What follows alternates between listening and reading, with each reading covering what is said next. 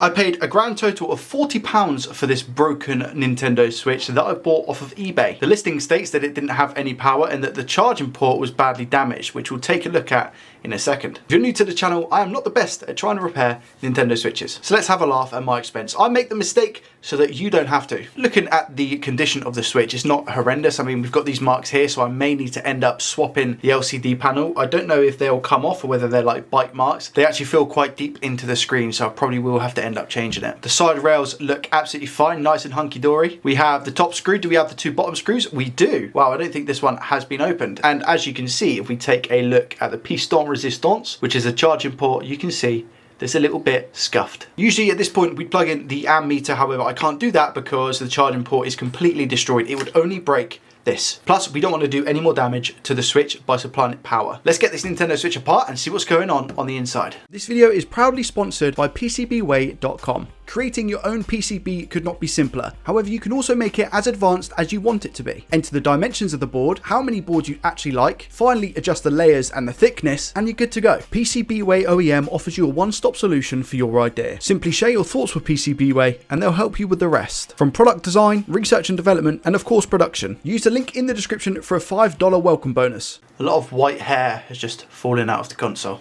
This thermal paste hasn't been replaced. This is the factory, so I think nobody's been in here as well as here. You can see how dry it is. Now I've got you under the microscope cam. Let's have a look and see what the status of this port is. Wow, look at that. It has been absolutely mashed up. The underside is actually looking okay. It just seems to be that top side. Now, if there was power supplied to this port when it was in this situation, I have no doubts that we might have further issues. For example, with M92 T36, we might have a shorted component around here, or even on P13 USB on the back, we could have a short on this cap here. I'm just worried about the state of the pads underneath the port, but I'm gonna have to get this removed now. I used to add leaded solder into the anchoring points, these back pins here and these front anchor points here, but then I get scared about ripping the pads underneath because these would all melt quicker because it's leaded solder and not the unleaded that you see here, and the pads underneath here wouldn't have the solder wetted as much as the leaded solder. That's just from my small amount of experience replacing these. So what we'll do is we'll get the port off. I'll probably give it 450 degrees Celsius airflow speed of around about 70% from the underside of the board, and then we'll assess the board and see if we've got any shorts anywhere else. Like I said before, temperature 450 degrees Celsius, airflow speed 50%. Let's get this port off. Extractor fan going on now.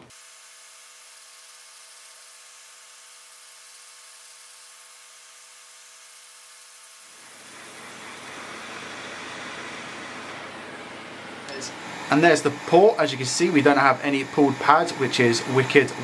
You know what, today we're gonna go good old chisel tip. I've not actually used much of this tip yet, but we're gonna put some leaded solder in all of the ground holes and obviously over these pads here, just to then be able to wick it away a lot easier. First of all, we'll just add a boatload of flux.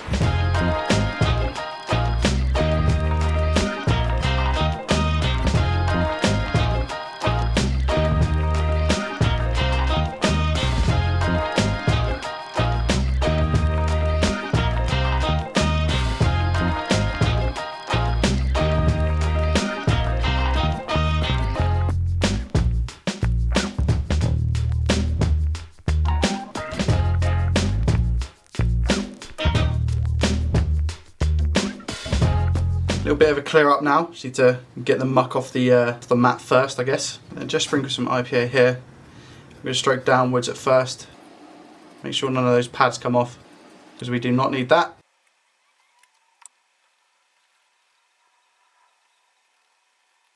As you can see, all the pads are looking fine. That's really nice. That's the main thing for me. Now what I'm going to do is use the solder sucker and the hot air station just to try and clean out these holes.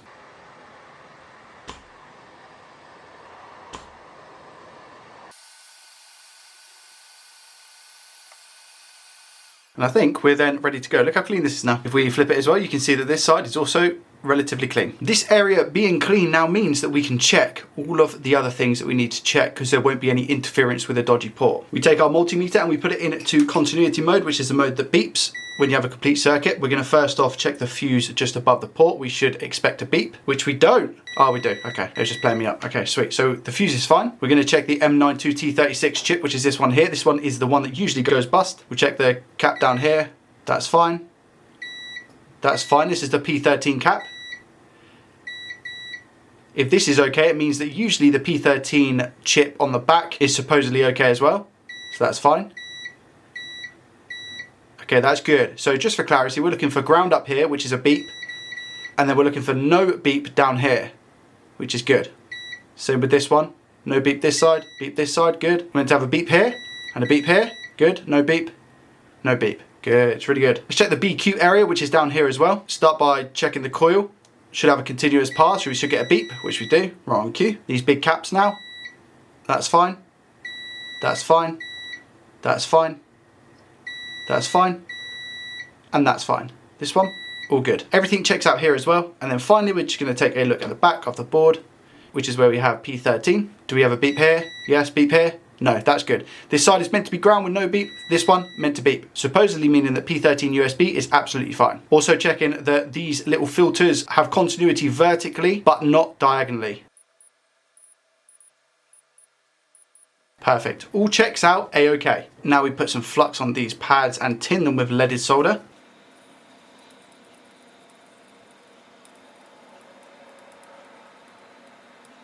And also some flux on here and tin these little pins on the port itself, just to ensure that you get that good connection underneath and at the top. Couple bridge there, as you can see, so I'm just going to add some more flux. And there we go, tinned up, ready to go. Extractor fan going on. We're going around about the same. We're going to go 440 at 50% airflow. Plenty of flux and nothing but a dream. I like to heat under the board when I do these. Wait for the solder to wet.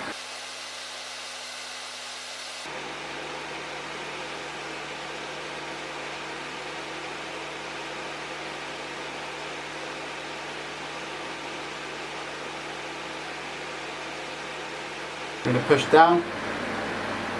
Not too hard, but nice and firm. Make sure that they've all got connection and release. Just get rid of the flux that's on the board with a toothbrush and some IPA, just so you can see what's going on.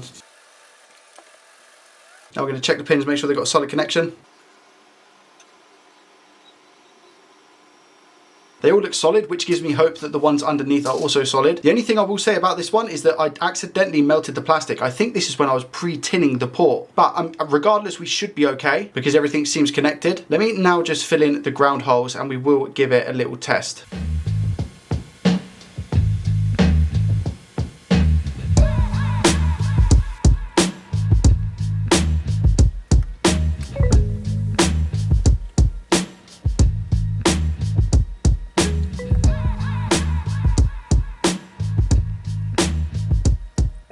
Finally with the toothbrush, just to make sure we get all of that flux, because there's nothing worse than a fluxy port. Make sure there's enough IPA there and just back and forth with a toothbrush gently, just to make sure you get any flux residue left over, and then just a bit of a dry.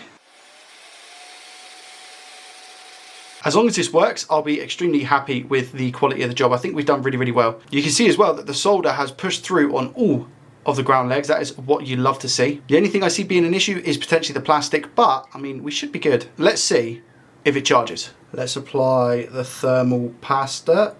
There you go, that'll do, donkey, that'll do. Put some here as well. Give the back of it a little bit of a dusting.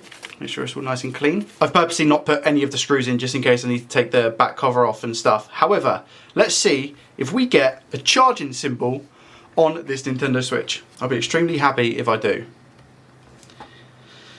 0.08, there we go, let's go. Okay, good. So it's charging one way. Let's check the other side, because there's two sides to every Switch.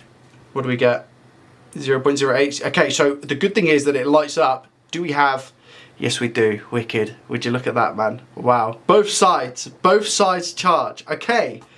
Finally, I'm so happy. I think that's the second, either this week or between the 2 weeks, that has worked for me. I failed so many of these before, and you can even see where I singed the port by prepping it. That's just something that, you know, with practice and practice and practice, it won't happen. Let's leave this on charge for a little bit and see what happens. We get 15 volts as well, which is perfect. I've had it on charge for a while now, so let's see if the console boots up. So we get 0.36, 0.46. It goes to power cycle, so it turns off, and then we go back up to 0.36. 0.84, that's how you know it's fast charging, and here we go. Just like that, the Nintendo Switch is on. Do we have any parental controls? No, we don't. That's also really, really good. Obviously the touchscreen works, that's perfect. To the controllers dock. Yep. And yes, both of them pair, that's wicked. Do they work wirelessly? Yes, they do, perfect as well. As you can see, they're both charging.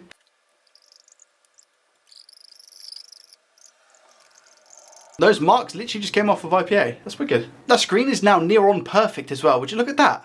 Lovely. You'll have to take my word. I just tried it in the docking station. It works fine. No issues whatsoever. But other than that, I was able to fix this. My confidence is slowly growing and growing and growing when it comes to Nintendo Switches. If you've got no other plans, feel free to watch this video where I try and fix another Nintendo Switch. Have a great weekend and I'll see you in the next one. Thanks for watching. Peace.